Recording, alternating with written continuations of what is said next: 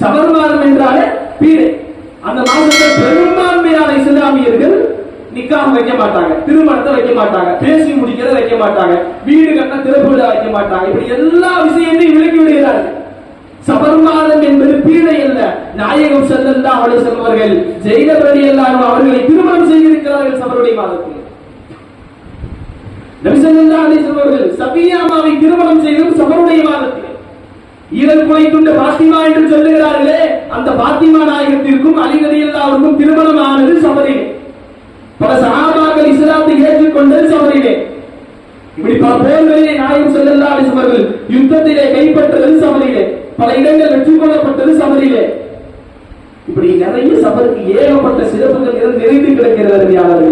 இன்றைக்கு மூட நம்பிக்கைகளுக்கு நாம் உதவி கிடக்கின்றோம். நாம் சொல்ல வேண்டும், எல்லா மாதங்களும் நல்ல மாதங்கள் தான், காலங்களை திட்டக்கூடாது என்று நாம்